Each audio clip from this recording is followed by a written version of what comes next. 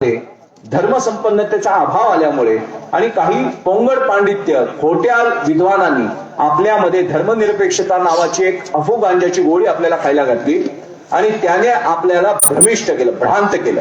आपल्या जाती, वर्ण, भाषा, प्रांत, पंथ आणि राजनैतिक दलांमध्ये भारतीय विभागले गेले आणि विभागलेल्या भारतीयांचा लाभ, दुष्ट लाभ अभारतीय संस्कृती असलेल्या जिहादी, अतिरेकी आणि ख्रिश्चन धर्मांतरण करणाऱ्या मिशनऱ्यांनी घेतला.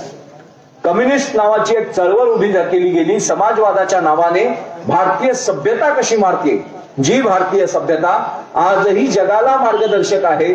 सर्वे सुखिना संतु, सर्वे संतु निरामया, हे जिचं अंतिम लक्ष्य आहे. सर्वे सुखिना संतु, या जगातला प्रत्येक जीव सुखी व्हावा, सर्वांचं दुःख निवारण व्हावं, सर्वांची पीडा निवारण व्हावी आणि सर्वे सुखी संतु, सर्वे सुखिना संतु, सर्वे संतु निरामया. म्हणजे संतू म्हणजे हिंदू, मुस्लिम, ख्रिश्चन, बौद्ध, जैन, शीख नाही, प्रत्येक जीव सुखी व्हावा. प्रत्येक जीवाच्या कल्याणार्थ प्रार्थना करणारा हा भारतीय धर्म. सत्य वसुधैव कुटुंबकम, पृथ्वी, वसुधा म्हणजे पृथ्वी, ती पृथ्वीच एक कुटुंब आहे आणि ते कुटुंब सुरक्षित व्हावं आणि त्या कुटुंबामध्ये मैत्र जीवांचे घडो. जो जे वांछील तो ते लाहो म्हणणारे माऊली आणि त्यांचं तत्वज्ञान त्यांच्याच भूमीमध्ये आज संकटात आलंय. तुकोबांनी ज्या गाथा म्हटल्या, हा सान थोर भेदाभेद अमंगळ, लहान थोर भेदाभेद करणं हा अमंगळाचा विषय आहे. सगळ्यांनी एकत्र येऊन पंढरीनाथाचं वाळवंटामध्ये दर्शन घेऊन चोखा मेळा आणि ज्ञानेश्वर माऊली उरावरू भेटतात. कुठचाही भेदाभेद राहत नाही. जात, वर्ण, भाषा, प्रांत, पंथ त्या वाळवंटामध्ये पायाखाली तुडवलं जाऊन हरीचा गजर होतो. पांडुरंग प्राप्तीची तहान भागवली जाते. अशी उच्च कोटीतली ही आपली आध्यात्मिक संस्कृती, सभ्यता आपल्या भारतामध्ये षडयंत्रपूर्वक आपल्या भाबडेपणाचा, आपल्या निष्पापपणाचा, आपल्या परोपकारांचा, आपल्या अतिरेकी झालेल्या सद्गुणांचा, हो सद्गुण सुद्धा अतिरेकी होतात. दुष्टांचं निर्दालन करताना जर छत्रपती शिवाजी महाराजांनी उगीच कुठच्या तरी भाबड्या धार्मिक कल्पनांचा बळी जात जर अफजल खानाला मारला नसता तर त्या काळात एकट्या अफजल खानाच्या वधाने समस्त पृथ्वीचं म्हणजे महाराष्ट्र भूमीचं, त्याच्यावर राहणाऱ्या निष्पाप हिंदूंचं, ती निष्पाप वारकऱ्यांचं, निष्पाप शेतकऱ्यांचं जे भीषण हानी होणार होती, अत्याचार, बलात्कार, कत्तली उडणार होत्या, ते एकटा अफजल खान वधाने छत्रपती शिवाजी महाराजांनी जागतिक दर्जाची एक मोठी अहिंसा साधली. अहिंसा म्हणजे दुसऱ्याला न मारणं असा अर्थ होत नाही. अहिंसा म्हणजे सज्जनांचं रक्षण करून समाजामध्ये सज्जनांचं रक्षण करणं, स्त्रियांचं रक्षण करणं, निष्पाप लेकरांच्या भविष्याचं रक्षण करणं, आपल्या पूर्वजांच्या धर्माचं रक्षण करणं आणि योग्य वेळेला शौर्य गाजून देव, देश आणि धर्म संकटात आणणारी अमंगल नरपशूंची जमात नष्ट करणं म्हणजे खऱ्या अर्थाने अहिंसा. अहिंसा म्हणजे रणांगण सोडून पळणं नपुंसकतेचं लक्षण आहे. रणांगण सोडून पळणं, संकटाला घाबरणं आणि संकट आल्यामुळे अहिंसेची नपुंसक जपमाल जपून स्वतः शौर्यात, पुरुषार्थात कमी असल्याचं प्रतीक न दाखवता मी अहिंसक आहे असा एक नपुंसक बुरखा घालून गेलं म्हणजे अर्धवट अहिंसा. तुकोबा राय सांगतात, दया तिचे नाव, भूतांचे पालन. भूतांचं पालन करणं हा दयेचा एक भाग आहे. पण दया पूर्ण कशाला म्हणता येईल? दया तिचे नाव, भूतांचे पालन आणि निर्दालन कंटकांचे. दुष्टांचं निर्दालन करणं आणि सज्जनांचं रक्षण करणं. बसलेल्या ह्या माता भगिनींना आपल्या घरातल्या आणि गावातल्या पुरुषांवर जेव्हा खात्री असते, विश्वास असतो की या गावात माझी विटंबना होणार नाही, या गावात माझ्यावर अत्याचार होणार नाही, या गावात माझी टिंगलटवाळी होणार नाही, या गावात माझं पावित्र्य भंग केलं जाणार नाही, अशा सुरक्षित गावाचं, अशा सुरक्षित राष्ट्राचं, अशा सुरक्षित शौर्य संपन्न आणि धर्मसंपन्न समाजाचं निर्माण करणं म्हणजे धर्मराष्ट्र निर्माण करणं. दया तिचे नाव, भूतांचे पालन आणि निर्दालन कंटकांचे. दुष्टांचं निर्दालन करणारं, नीचांचं निर्दालन करणारं, दरोडेखोरांचा निर्दालन करणारं, देशावर येणाऱ्या सर्व दुष्ट शक्तींचं निर्दालन करून राष्ट्र सुरक्षित करणं म्हणजे अहिंसा. दया तिचे नाव, भूतांचे पालन आणि निर्दालन कंटकांचे. आपल्याला एक अर्धसत्य सांगितलं गेलं गेल्या 60-70 वर्षामध्ये, अहिंसा परमो धर्म, अहिंसा परमो धर्म, अहिंसा परमो धर्म. हा अहिंसा परमो धर्म हा कळस आहे, पण त्या कळस ज्याच्यावर उभा आहे, कळसाला जो पाया लागतो बिना पायाचा जगात एकतरी कळस आहे का?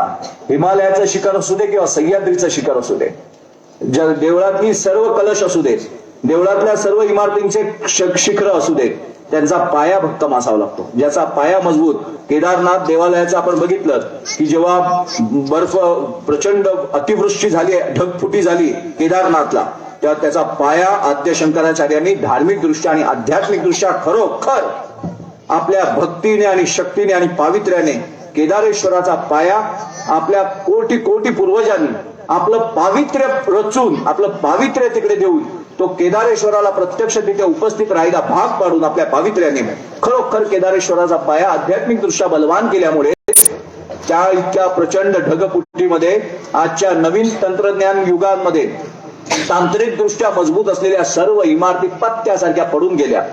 पण हजारो वर्षापूर्वीचं ते केदारेश्वराच्या मंदिराला आणि त्यात उपस्थित असलेल्या भक्तांना तसूभर सुद्धा त्रास झाला नाही. म्हणजे पाया भक्कम असावा लागतो. म्हणजे अहिंसा हे जर कळस असेल, दया हा जर कळस असेल, दया तिचे नाव भूतांचे पालन आणि निर्दालन कंटकांचे, अहिंसा परमो धर्म हा जर कळस असेल तर धर्म हिंसा तदैवच हा त्याचा पाया आहे. कळस पायाशिवाय नाही. पाया स्वतः राहू शकतो पण कळसाला पायाचाच आधार लागतो. पायाशिवाय जगातला कुठचाही कळस नाही, कुठचंही शिखर नाही, कुठचीही उंची साधायची असेल तर धर्मवीर संभाजी महाराजांनी केलेलं प्रचंड असं भीषण बलिदान, जगाला जिथे झुकवतं नमवतं त्या आपल्या पूर्वजांनी केलेलं प्रचंड भीषण बलिदान, धर्मासाठी दिलेलं शिखर योगदान, याचा पाया छत्रपती शिवाजी महाराजांची प्रचंड पुण्याई आहे. आणि म्हणून आबासाहेबांचं कुळ कलंकित होऊ नये, आबासाहेबांच्या कुळाला कलंक लागू नये, आईसाहेबांच्या गर्भाचं कलंक लागू नये, आईसाहेबांच्या गर्भाला कलंक लागू नये म्हणून माझ्या जीर्ण देहाची वस्त्र मी उधळून टाकेन, पण आबासाहेबांच्या कुळाच्या चैतन्याला कलंकित होऊ देणार नाही म्हणून नैनम छिंदंती शस्त्राणी नैनम दहती पावका न चैनम क्लेदयंत्यापो न शोषयति मार्तः. हे भगवान श्रीकृष्णांचं वचन जिवंतपणे सिद्ध करणारे संभाजी महाराज हे धर्मवीर आहेत. त्यांना जर कोण म्हणत असेल की संभाजी महाराज स्वराज्य रक्षक आहेत, ते 100% स्वराज्य रक्षक आहेत, पण स्वराज्य म्हणजे स्वकीयांचं राज्य, अरबांचं राज्य नाही, तुर्कांचं राज्य नाही, दिल्लीच्या मोगलशाही मंगोलियन वंशाच्या मुसलमानांनी स्थापन केलेल्या मोगलशाहीचं राज्य नाही, तुर्कांचं अफगाणिस्तानातल्या तुर्कांचं कोणाचंही राज्य नाही, मंगोलियन लोकांचं राज्य नाही, शकांचं नाही, ग्रीकांचं नाही, हुणांचं नाही, पोर्तुगीजांचं, डचांचं, फ्रेंचांचं, इंग्रजांचं नाही, तर भारतीयांचं राज्य म्हणजे स्वराज्य. पांडुरंगाच्या गजर करणाऱ्या भाविकांचं राज्य म्हणजे स्वराज्य. रामललाच्या अयोध्येसाठी रक्त सांडणाऱ्यांचं राष्ट्र म्हणजे स्वराज्य. शिवलिंगासाठी, काशी विश्वनाथासाठी, ज्ञानव्यापी मशिदीचं अतिक्रमण मोडून काढण्यासाठी त्या मशिदीमध्ये जाऊन सर्वेक्षण करून धाडसाने शिवलिंगाला उघड करणारं धार्मिक कार्य म्हणजे स्वराज्य. भाजी प्रभू घोडखिंडीत पडतात आणि पावनखिंड करतात, त्याला स्वराज्य म्हणतात. नेसरीमध्ये प्रतापराव गुजर 60 मराठ्यांसह बहलोल खानावर तुटून पडतात, त्याला स्वराज्य म्हणतात. बहलोल खान जो आला होता तो स्वराज्यासाठी आला नव्हता, तो इस्लामिक राष्ट्र निर्माण करण्यासाठी आला होता. अफजल खान जो आला होता तो अफजल खान त्याचं राज्य वाढवण्यासाठी नव्हता आला, त्याचं इस्लामिक राष्ट्र वाढवण्यासाठी आला होता. इस्लामिक राज्य आपल्या स्वकीयांवर लादण्यासाठी आलेला अमंगळ नरपशूंचा झुंडी म्हणजे इस्लामीकरण. आणि त्या इस्लामीकरणापासून, त्या ख्रिस्ती, पोर्तुगीज, डच, फ्रेंच त्या काळात येणाऱ्या मिशनऱ्यांपासून या भूमीतल्या भूमिपुत्रांचं आपल्या धार्मिक रूढी, परंपरा, धार्मिक वैचारिक बैठकीचं संरक्षण करण्यासाठी छत्रपती शिवप्रभूंनी रायरेश्वराच्या देवळात शिवलिंगावर स्वरक्षाचा केलेला अभिषेक आणि त्यानंतर अफजल खानाच्या कोतयांनी बांधलेलं स्वराज्याचं तोरण, शाहिस्तेखानावर बोललेला धावा आणि औरंगजेबाच्या दरबारामध्ये ओजस्वीतेने त्या मुघल सल्तनतीला, त्या राक्षसांना न भीता आपली शौर्य संपन्न वाणीने सगळा दरबार भारावून सोडणाऱ्या छत्रपती शिवाजी महाराजांचं ओज, तेज आणि तप बल. काशी विश्वनाथ मुक्त करा हे देह सोडण्याच्या आधी वचन घेणारे छत्रपती शिवाजी महाराज हे स्वराज्य निर्माण करतायत, पण ते धर्मराज्य आहे. आया बहिणींच्या मळवटासाठी, अंगणातल्या तुळशीसाठी, गळ्यातल्या माळांसाठी आणि आपल्या मागे आपल्याच वडिलांचं, आपल्याच आजोबांचं, आपल्याच पणजोबांचं नाव लागावं, कुठच्याही अरबांचं, तुर्कांचं, हापशांचं नाव लावण्याची दुर्दैवी अपमानास्पद वेळ आपल्याला येऊ नये म्हणून स्वकीय धर्माच्या रक्षणार्थ स्वकीय धर्मांच्या राजकीय अस्तित्वासाठी तुमचं राजकारण दुसऱ्या मुलाने हाताळू नये, अफगाणिस्तान मधल्याने हाताळू नये, तुर्कस्तान मधल्याने हाताळू नये, मंगोलियाच्या बाटलेल्या मुसलमानांनी या भारताचं राजकारण हातात घेऊ नये, पोर्तुगीज, डच, फ्रेंच लोकांनी आपलं राजकारण हातात घेऊ नये म्हणून केलेला स्वकीय धर्माचा अट्टहास म्हणजे धर्मराज्य म्हणजे स्वराज्य. शिवाजी महाराजांचे सुपुत्र स्वराज्य रक्षक होते हे तुम्ही नव्याने सांगायची गरज नाही. आम्ही काही तिसरी चौथी शिकणारी नागरीची पॅन्ट फाटलेली पोरं नाहीये. तुम्ही धरणांमध्ये जाऊन शेतकऱ्यांचा अपमान करणारे मुत्रे आपल्याला शिवाय संभाजी महाराज धर्मवीर होते की नव्हते हे समजवायला आलेले. म्हणून खेड्यापाड्यांमध्ये जाऊन आपल्याला पिंजून काढायचंय. या ज्या माता भगिनी बसलेल्या आहेत त्यांनी एक गर्भावरती चित्तावरती एक असं कोरायचंय की माझ्या आईच्या गर्भातून आणि माझ्या गर्भातून यापुढे जी संतती निर्माण होईल ती भारतीय धर्माचा गौरव असेल, ती भारतीय धर्माचं उन्नती साधणारी असेल. ओज तेज तपबलाने संपन्न असलेली छत्रपती शिवप्रभूंच्या चरणांचं तेज माझ्या गर्भामध्ये प्रवेश केलं पाहिजे. अलबती गलबती संतती निर्माण करून गुटक्यांच्या पिचकाऱ्यामधून फाटक्या पॅन्टी उभ्या राहून चौकामध्ये तुकारगिरी करणारी हरामखोर पिलावळ माझ्या गर्भात जन्माला येणार नाही. माझ्या गर्भामध्ये असं तेज जन्माला येईल ज्याने माझा भारतीय धर्म सुरक्षित होईल. आपल्याला तुकारगिरी करणारी गँग जमवायची नाही. राजकारणाच्या मागे धावून राजकारण्यांचे तळवे चाटणारे नको, तर धर्माधिष्ठित राष्ट्र निर्माण करणारे, धर्माधिष्ठित राजकीय व्यवस्था निर्माण करणारे धर्म संपन्न हिंदू या भारताची आवश्यकता आहे. आजपर्यंत पूर्वजांच्या पुण्याईने आपण जिवंत आहोत आणि हिंदू आहोत. पण तुम्हाला माहित आहे का, पूर्वी भारत पूर्वीचा अखंड भारत जो होता, जिथे शकुनी जिथला नरेश होता, दुर्योधनाची आई गांधारी ज्या प्रदेशातली राजकन्या होती त्या गांधारचा आज कंधार झालाय. त्या गांधारचा कंधार झाला आणि त्या बामियान म्हणजे बुद्धिमान लोकांची जिथे राजधानी असते, बुद्धिमान लोक जिथे निवास करतात, प्रकांड पांडित्य असतं, तर्कशुद्ध बुद्धीची मांडणी करणाऱ्या विद्वानांचा निवास ज्या भूमीवर असतो त्या भूमीला बामियान म्हणतात. त्या बामियांचा आज अफगाणिस्तान झालंय. त्या पवित्र सतलज सिंधू नदीशिवाय आपलं स्नानाचे मंत्र पूर्ण होत नाहीत. ती सिंधू आज पाकिस्तानात आहे. सिंध प्रांत आज पाकिस्तान झालाय. ज्या सिंधू नदीच्या खोऱ्यांमध्ये बसून आपल्या पूर्वजांनी विद्वतेचं शिखर गाठलं, साधना संपन्न होऊन धर्म काय असतो, विश्व कल्याणकारी संस्कृती आणि सभ्यता काय असते त्याची उच्च कोटीतली रचना केली.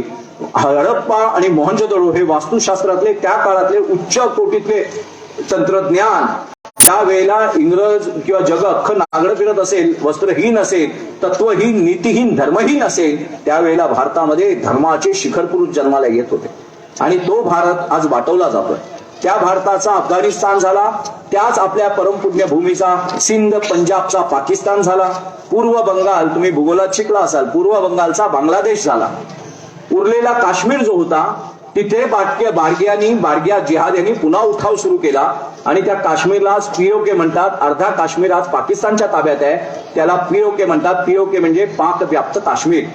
उरलेल्या काश्मीरमध्ये खूप रक्तरंजित आया बहिणींची मळवट उद्ध्वस्त केली. जर आपल्या ग्रामस्थ सगळ्या सज्जनांनी इथे काश्मीर फाईल्स नावाचा चित्रपट दाखवला पाहिजे. कुठच्या तरी पठाण सारखे हरामखोर देशद्रोही चित्रपट पाहून आपल्या माता भगिनींना नग्न करणारी, आपली दृष्टी खराब करणारी, आपलं चित्त बाटवणारी, आपला गर्भ नासवणारी अशी कुठची तरी हरामखोर लुटारू टोळ्या या भारताचं जिहादीकरण करण्यासाठी, या भारताचा गजवा हिंद करण्यासाठी, आपलं चित्त चरित्र खराब करण्यासाठी प्रयत्न जे चित्रपटांच्या माध्यमातून होत आहेत, ते चित्रपट पाहून देशद्रोही पिलावळ पोषणं हा सुद्धा एक सुप्त राष्ट्रद्रोह आहे, छुपा राष्ट्रद्रोह आहे. राष्ट्रद्रोही पिलावळीचा पठाण पाहू नका. ज्यांनी अतिशय गलिच्छ ओंगळ असं स्त्रीचं शरीर प्रदर्शन मांडलंय आणि आमच्या माता भगिनींच्या विषयी आदर निर्माण करायच्या विरुद्ध त्यांच्या विषयी भोगविलास, वासना, बरबटलेल्या वासनाने आमच्या तरुणांना भडकवण्याचा जो प्रयत्न आहे तो जर हाणून पडायचा असेल तर तुम्ही पठाण नावाच्या हरामखोर देशद्रोहांचे चित्रपट पाहू नका.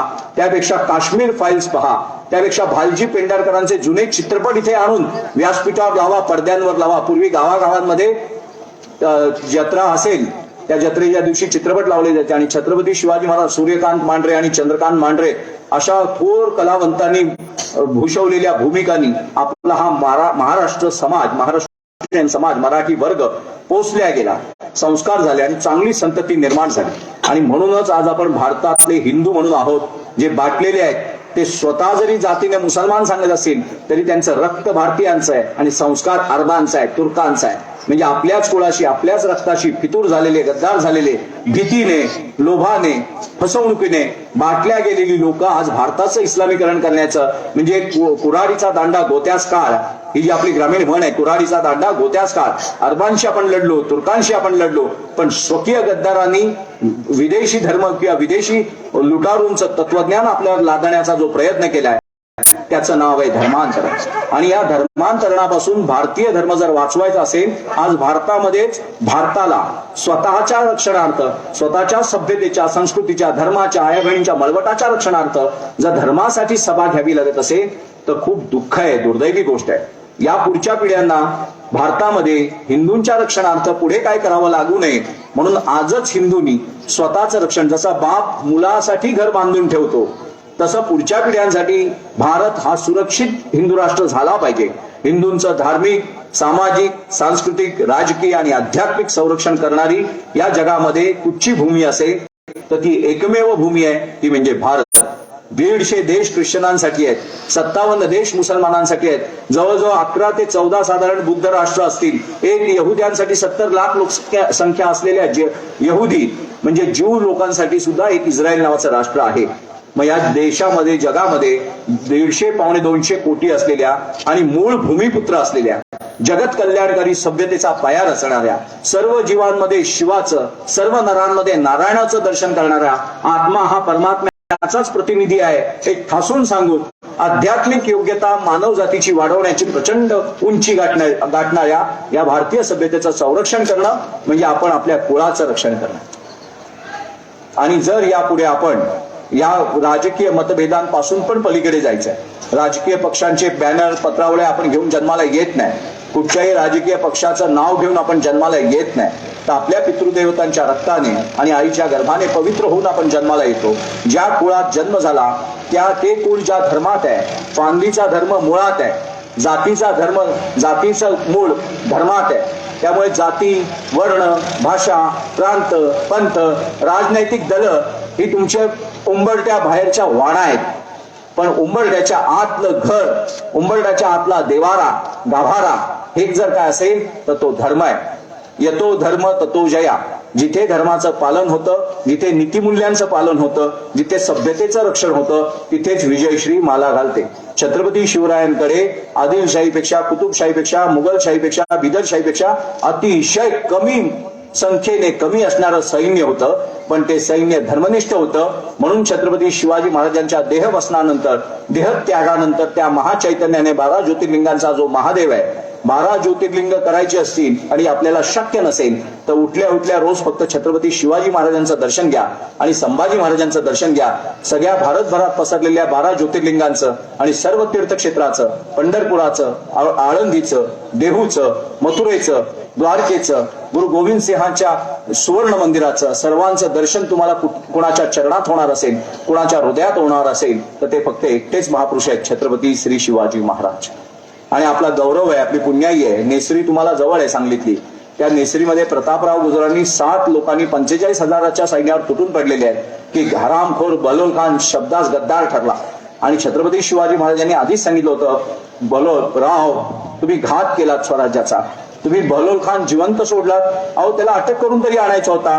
अहो त्याने दिलेली वचनं म्हणजे विंचवाच्या पाठीवर बसलेला विंचवाची पिल्ल, ती आई मेल्याशिवाय ती पिल्ल तिला खात बसतात. विंचवाचा संसार तुम्हाला माहित असेल, विंचवाची पिल्लं विंचवाच्या पाठीवर बसतात आणि त्यांच्याच आईला पोखरत बसतात. शेवटी मरून पडल्यावरच ते खाली उतरतात जमिनीवर आणि पुन्हा दुसरी पिलावर संपवायला निघतात. ही जिहादी अतिरेक्यांची वृत्ती भारताला मारण्यासाठी भारतात आलेली आहे, भारताचं संरक्षण करण्यासाठी आली नाहीये. जर हे भारताचं संरक्षण करणारे असते त्यांना वंदे मातरम म्हणताना त्रास झाला असता का? याकूब मेमन नावाच्या एका जिहादी अतिरेक्यांनी मुंबईमध्ये 1993 साली मोठ्या प्रमाणात बॉम्बस्फोट केले. 1993 साली शेकडो हिंदू रक्तरंजित मुंबई झाली, अनेक शेकडो आया बहिणी विधवा झाल्या, लहान लहान निष्पाप लेकरं ज्यांना बापाने डॉक्टर, इंजिनियर काहीतरी मोठं करायचं ठरवलं होतं, अचानक आई बापाचा आधार तुटल्यामुळे लोकांच्या घरी भांडीतोडी करू लागली, लहान मुलांच्या भविष्य उद्ध्वस्त केलं आणि भारताची प्रचंड आर्थिक हानी, सामाजिक हानी, सांस्कृतिक हानी, राजकीय हानी, भारत सगळीकडे अपकीर्त झाला. भारताची अपकीर्ती झाली की भारतामध्ये जाऊ नका, सुरक्षित नाहीये भारत, असं जगातल्या सर्व देशांनी आपल्या पर्यटकांना सांगितलं आणि भारतामध्ये येणारा पर्यटकांचा ओघ नष्ट झाला, संपला आणि भारताची आर्थिक हानी झाली, प्रचंड हानी झाली. आणि त्या बॉम्बस्फोट करणाऱ्या याकूब मेमनची प्रेतयात्रा मुंबईमध्ये निघते. जिथे त्याने बॉम्बस्फोट केले तिकडेच त्याचा जनाजा निघतो आणि त्या हरामखोर जिहादी अतिरेक्याचा देशद्रोही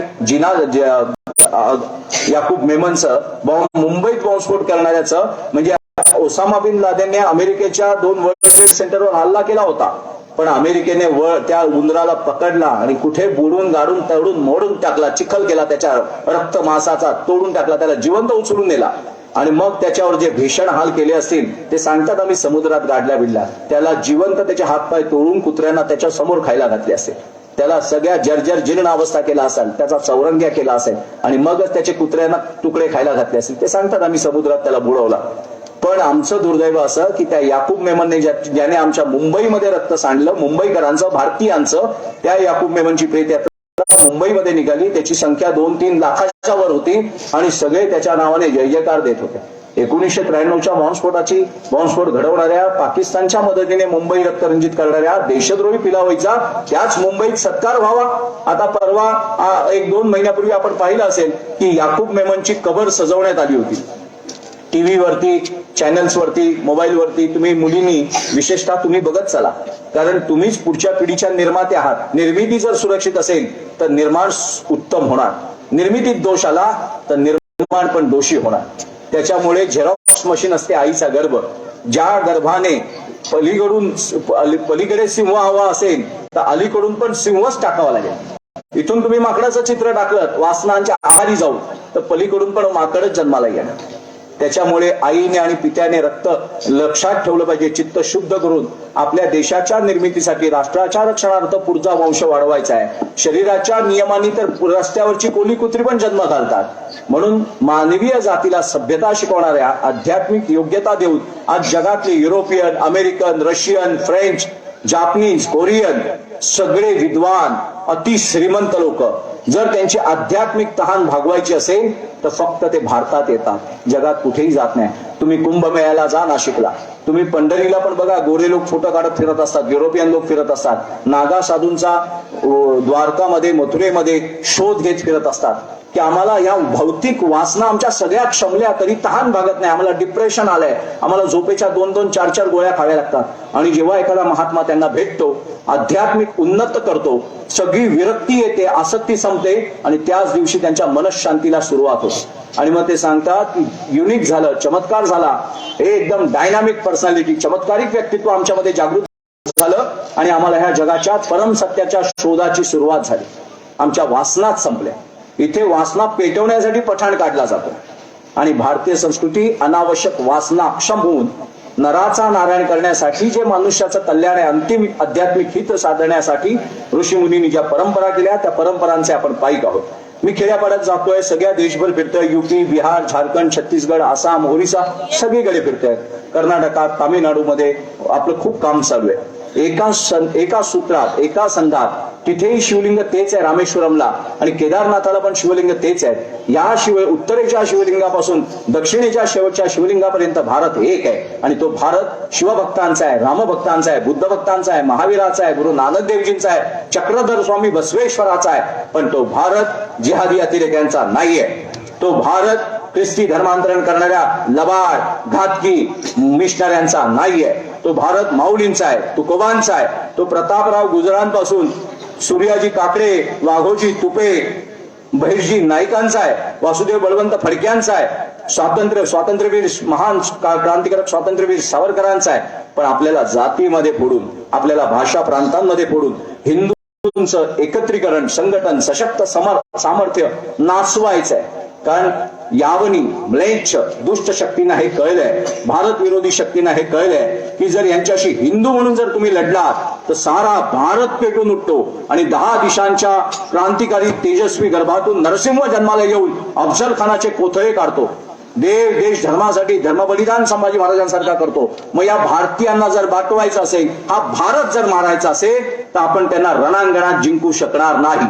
आणि मग यांना रणांगणात जिंकता येत नसेल तर यांना कूटनीतीत जिंका, कपटनीतीत जिंका. मग काय करायचं तर हिंदूंमध्ये जातीय, वर्णीय, भाषिक, प्रांतिक विभाग पाडायचे, वर्गीकरण करायचं आणि तोच हिंदू एकमेकांच्या जातीविरुद्ध भांडू लागला पाहिजे. डाव्या हाताने उजव्या हाताचा गळा घोटला पाहिजे. या दोन हातांनी मिळून या भारताचाच गळा घोटला पाहिजे. या राष्ट्र म्हणून एकत्र असलेल्या या आध्यात्मिक जगाचा महापुरुष असलेल्या या भारत नावाच्या राष्ट्राचा गळा घोटायचा असेल तर तलवारींनी घोटता येणार नाही, त्यांच्याशी लढता येणार नाही. ते जर भारत म्हणून एकत्र घेऊन रामकृष्णाचा वारसा घेऊन भगवान शिवाचं भस्म धारण करून जर रणात उतरले तर हे कालभैरव आहेत, यांच्याशी कोणी लढायचं.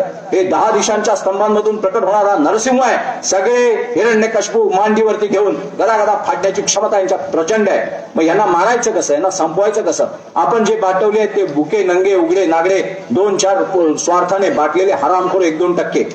पण अजून भारत प्रचंड आहे, अजून भारत जिवंत आहे. भारताचा एक प्रदेश, एक राज्य सिंध आणि अर्धा पंजाब आणि अर्धा बंगाल बाटवला असेल आपण, पण अजून भारत जिवंत आहे. आणि हा भारत जोपर्यंत जिवंत आहे तेव्हा कुठच्याही क्षणी हा भारत पुन्हा उठेल आणि प्रतिशोध घेऊन अखंड भारत पुन्हा करेल. मग या भारताला संभ्रमित करायचं कसं तर या भारतातल्या भारतीयांना सांगायचं की तू हिंदू नाही आहेस, तू मराठा आहेस, तू तेली आहेस, तू माळी आहेस, तू कुणबी आहेस, तू आगरी आहेस, तू महार, मान, भोर, चर्मकार, रामोशी, कातकरी, ठाकर, पारधी आहेस, पण तू हिंदू नाही आहेस. तू कानडी आहेस, तू केरळी आहेस, तू तमिळ आहेस, तू पंजाबी आहेस, पण तू हिंदू नाही आहेस. बांगलादेशी मुसलमान, रोहिंगे मुसलमान, पाकिस्तानी मुसलमान आणि या देशातले याकूब मेमन, दाऊद इब्राहिम कासकरचे पोशिंदे असणारे जिहादी अतिरेकी एक आहेत, पण मुळात जन्मजात एक असलेला हिंदू मात्र हिंदू नाहीये. तो जाती पाती वर्ण भाषा आणि त्यानंतर काय झालं तर दुसऱ्यांच्या वासनांतर राजकीय वासना भागवण्यासाठी राजकीय दलांमध्ये फुटलेला एक क्षुद्र जीव आहे. म्हणून आपण एक तपश्चर्या करायची, एक साधना करायची. पद्मासन घालून आपल्याला राम राम करता नाही आलं तर चालेल. छत्रपती शिवाजी महाराजांनी हिंदूंची नस ओळखली होती. महाराणा प्रताप आणि गुरु गोविंद सिंह महाराज यांना जे साधता आलं नाही त्यांनी प्रचंड प्रयत्न केले आणि त्यांनी पेटवलेले ते अग्निकुंड छत्रपती शिवाजी महाराजांनी राजसिंहासन निर्माण केलं. 32 मन सोन्याच्या सिंहासनावर शिवाजी महाराज शरीर रूपाने बसले असतील, देहरूपाने बसले असतील, पण ते 32 मन सोन्याचं सिंहासन म्हणजे प्रत्येक भारतीय आईंच्या गर्भाचा सत्कार, प्रत्येक पित्याच्या रक्ताचा सत्कार होता. आपल्या पितृदेवतांच्या अपमानाचा प्रतिशोध, आपल्या पितृदेवतांच्या झालेल्या विटंबनांचा, आपल्या राम मंदिराचं झालेलं विटंबन, आपल्या काशी विश्वनाथाचं झालेलं विटंबना, आपल्या तुळजा भवानीच्या देवळाची झालेली विटंबना, या सर्व विटंबनांचा घेतलेला प्रतिशोध आणि त्या प्रतिशोधाच्या मानकऱ्यांना, भारकऱ्यांना, देव देश धर्मभक्तांच्या कुळाला सिंहासनावर बसवलं जर कोणी असेल तर ते एकच महापुरुष आहेत, छत्रपती श्री शिवाजी महाराज. आणि त्या धर्माला आपल्याला जागायचं असेल, आपल्या आयांची मळवट आपल्याला. आता मध्यंतरी तुम्ही कर्नाटकच्या सीमेवर आहात, तुम्हाला हिजाब आंदोलन माहित असेल. कर्नाटकमध्ये हिजाब नावाचं एक आंदोलन चाललं की आमच्या मुली कॉलेजला जाणार ते हिजाब घालून जाणार, शाळेत जाणार ते हिजाब घालून जाणार. 100 वर्ष जुनी शाळा आहे, हजारो मुस्लिम मुली तिकडे शिकलेल्या आहेत. कोणालाही हिजाबमुळे कधीही तिकडे त्रास झाला नव्हता. पण अचानक एक देशद्रोही चळवळ पुन्हा भारतात जागृत केली जाते, PFI, popular front of India, आणि त्याच्या आश्रयाने सगळ्या जिहाद्यांना कडवं केलं जातं. ते बुरखा घालणं हे धार्मिक परंपरांना धरू नये म्हणून त्याचा अट्टहास केला जातो. मग धार्मिक परंपरांना धरून गैर मुसलमानांच्या भूमीत राहायचं नसतं, त्या भूमीचं लवकरात लवकर इस्लामीकरण करायचं, हा इस्लामचा धार्मिक आदेश आहे. कुठच्याही प्रामाणिक मुसलमानाला तुम्ही विचारा की तुमच्या दृष्टीने मुसलमान नसलेल्यांना काय म्हणतात. जर तो प्रामाणिक आणि अभ्यासू असेल तर तो तुम्हाला सांगेल मुसले ईमान जो है नहीं वो सारे बेईमान है. आपल्याला वाटतं पैशांची देवाणघेवाण केली आणि ती झाली नाही, एकमेकांना व्यवहारात फसवलं तर बेईमान. बेईमान या शब्दाची निर्मिती अरबी भाषेत झालेली आहे आणि त्या अरबी भाषेतला अर्थ असा होतो की मुसले ईमान कोण आहे, एकमेव अल्लाहला मानणारा. अल्लाहचा पोस्टमॅन आहे, निरोप देणारा आहे, त्याचं नाव आहे जिब्राईल. अल्लाह, जिब्राईल, आणि अल्लाहने जिब्राईलच्या माध्यमातून ज्याला धर्म सांगितला तो मोहम्मद पैगंबर. अल्लाहने जिब्राईलच्या माध्यमातून या मोहम्मदाला जो धर्म सांगितला त्याचं नाव आहे इस्लाम. अल्लाहने जिब्राईलला मोहम्मदाच्या माध्यमातून इस्लामचं जे ग्रंथ सांगितला, तत्वज्ञान सांगितलं ते कुराण. कुराण, इस्लाम, मोहम्मद, जिब्राईल आणि अल्लाह या 5 गोष्टींवर जो ठाम आहे, याच्या पलीकडे आणि अलीकडे दुसरं काहीही जो मानत नाही दुसऱ्या गोष्टींना तो कुफ्र म्हणतो. कुफ्र म्हणजे गलिच्छ कार्य.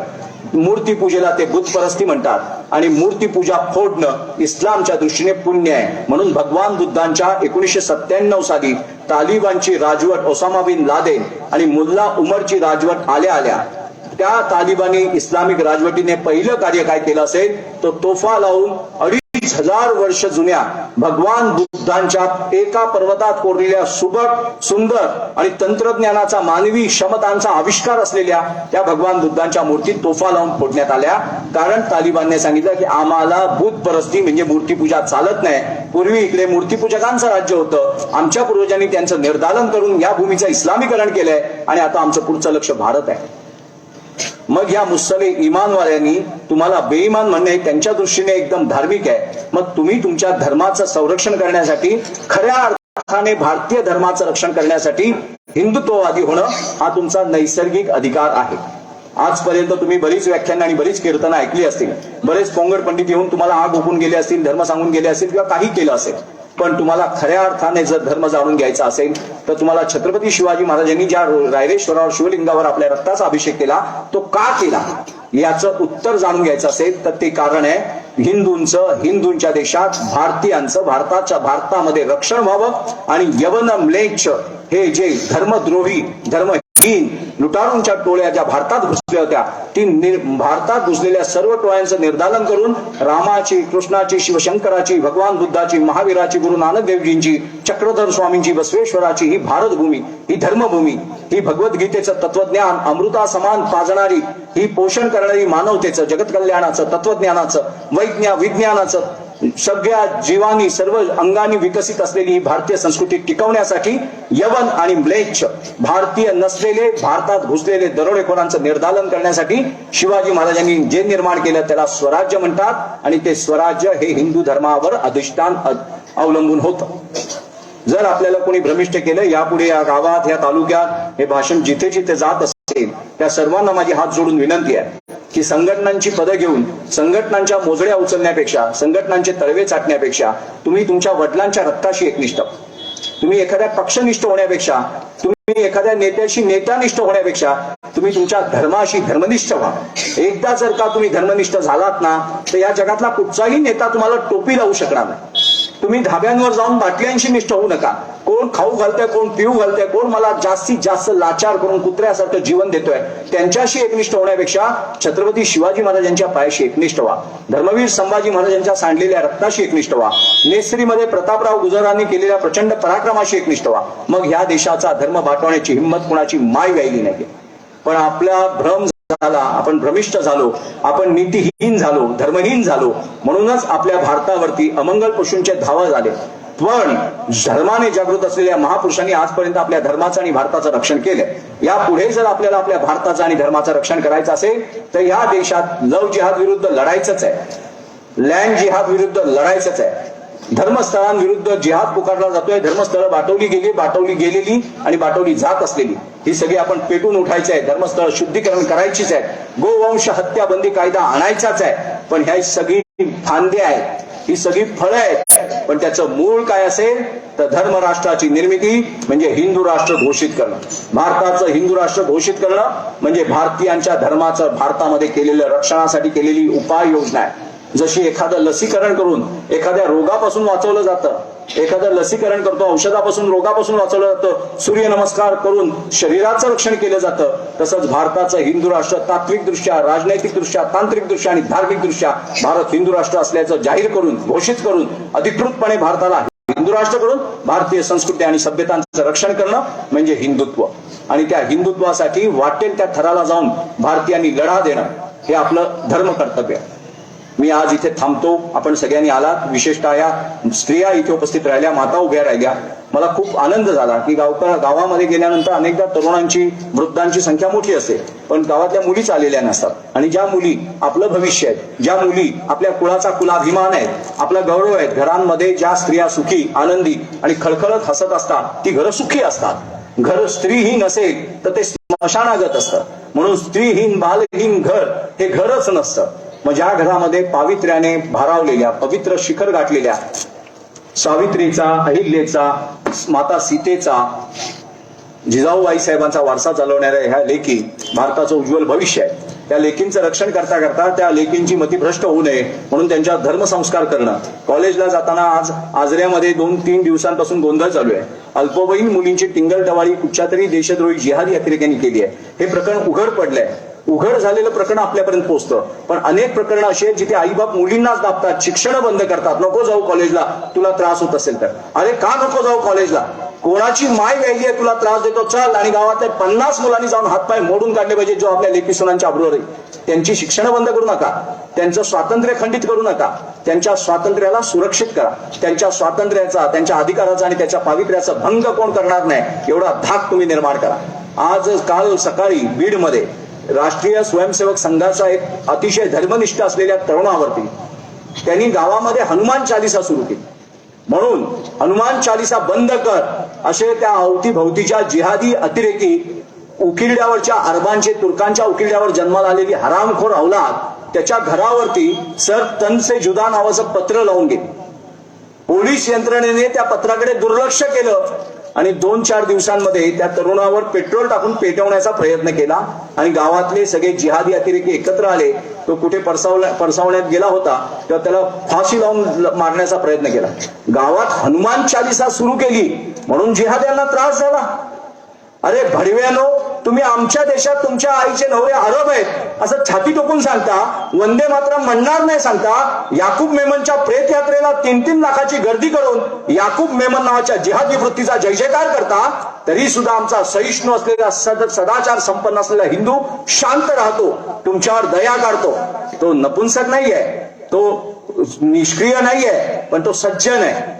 पण अतिसज्जनतेचा गैरफायदा घेऊन जिहादी अतिरेक्यांनी उजळ मातेने छाती ठोकून भारत भूमीतल्या या रामकृष्णाच्या भूमीला पाठवण्याचा केलेला हा प्रयत्न बीड जिल्हा महाराष्ट्रात आहे. छत्रपती शिवाजी महाराजांची भूमी आहे. प्रतापगडावरचं जे विस्तारीकरण झालं होतं ते एकनाथराव शिंदेनी पाडलंय. म्हणून मी त्या एकनाथराव शिंदेचा प्रामाणिक समर्थक आहे, कारण मी छत्रपती शिवाजी महाराजांचा पाईक आहे. अफजल खानाचं थर्ग त्या प्रतापगडावर नागडं असणं ही ते प्रमाणपत्र आहे, सर्टिफिकेट आहे. छत्रपती शिवाजी महाराजांनी अफजल खान या भूमीत गाडलाय. ही भूमी देशद्रोहाला गाडणारी आहे, पोषणारी नाही. छत्रपती शिवाजी महाराजांनी अफजल गुरु अजमल कसाबला जसं 10 वर्ष इथल्या राज्यकर्त्यांनी पोचलं त्याप्रमाणे पोचलं नाही. भेटीच्या क्षणी वाघनख घेऊन गेले होते. काही लोक म्हणतात तो धार्मिक लढा नव्हता, राजकीय लढा होता. राजकारण अफजल खानाचा राजकीय लढा आणि मग छत्रपती शिवाजी महाराजांचा होता तो धार्मिक लढा. अफजल खानाचा या भूमीत राजकारणाशी संबंध काय? खान, पठाण, शेख, सय्यद ही सगळी परकीय आडनाव आहेत, भारतीय आडनावं नाहीये. मग भारतीय लोकांनी भारतीयत्वासाठी अफजल खान मारलं आणि तात्काळ मारलं. काही लोक सांगतात की शिवाजी महाराजांनी, म्हणजे सत्य आहे की अफजल खानाने पहिला वार काढला आणि मग छत्रपतींनी त्याला मारला. पण मी तुम्हाला त्या पुढचं सत्य सांगतो की जर अफजल खानाने त्यांचा वार काढला नसता, त्यांच्यावर कट्यार मारली नसती, तरी पण शिवाजी महाराजांनी त्याला मारलाच असता. कारण शिवाजी महाराज स्वतःच्या वैयक्तिक अहंकारासाठी, वैयक्तिक राज्य निर्मितीसाठी लढत नव्हते. तर आया बहिणींची मळवट जी उद्ध्वस्त केली होती अफजल खानाने, धर्म पाठवला होता, धर्मस्थळं नासवली होती, भारतीय तत्वज्ञानाचा केलेला अपमान याचा घ्यायचा प्रतिशोध हे छत्रपती शिवाजी महाराजांनी वाघनख जी नेली होती ती अफजल खानाची पाठ खजवण्यासाठी नव्हती नेली, त्याच्या कोथळा काढण्यासाठीच नेली होती. त्याच्यामुळे जरी त्यांनी वार काढला नसता तरी शिवाजी महाराज काय चौकातले तुकार पोरांसारखे नव्हते, जर तू नसशील भांडणार तर आपण पण नाही भांडणार, आपल्या मवाली गप्पा करण्यासाठी गेले नव्हते. छत्रपती शिवाजी महाराजांनी रायरेश्वरावर रक्ताचा अभिषेक करून शिवाच्या साक्षीने घेतलेली शपथ पूर्ण करण्यासाठी गेले होते. आणि त्या छत्रपती शिवाजी महाराजांचे आपण वारसदार आहोत. या छोट्याशा गावामध्ये आपण सर्वांनी शांतपणे हिंदुत्ववादाचं धार्मिक तत्वज्ञान माझ्याकडून तुम्ही ऐकून घेतलं आणि आपल्या आईच्या गर्भातून नेमकी निष्पत्ती काय करायची आहे, नेमकी उत्पत्ती काय करायची आहे, आपल्या रक्ताला न नासवणारी, आपल्या वीर्याची शुद्धी होऊन आपल्या पितृदेवतांना आनंद मिळेल, पितृपक्षातलं जे कर्म आहे ते न करता सुद्धा पितृमोक्षाला प्राप्त होतील, इतकं उच्च कोटीचं धार्मिक कार्य करणं म्हणजे हिंदुत्व आहे. आणि आपल्यावर ही दुर्दैवी वेळ, जी हिंदुत्व भारतामध्ये करण्याची दुर्दैवी वेळ आली आहे. भारतीयांना भारतामधल्या धर्माचं रक्षण करण्यासाठी, आपल्या धर्मासाठी भारतामध्येच लढावं लागतंय. ती पुढच्या पिढ्यांवर येऊ नये म्हणून करायची क्रिया म्हणजे धार्मिक क्रिया म्हणजे प्रामाणिकपणे सांगतो, पितृपक्षात जो पंधरवडा घालून तुम्ही सगळं पितरांना गती मिळावी, मोक्ष मिळावा, म्हणजे आमच्या कुळाचा उद्धार व्हावा, यासाठी जे प्रयत्न करतो तोच प्रयत्न म्हणजे हिंदुत्व आहे. जय श्रीराम, जय हिंदू राष्ट्र, छत्रपती श्री शिवाजी महाराज की पते पार्वते पते हर हर हर यावर रामचंद्र की लाना होगा राष्ट्र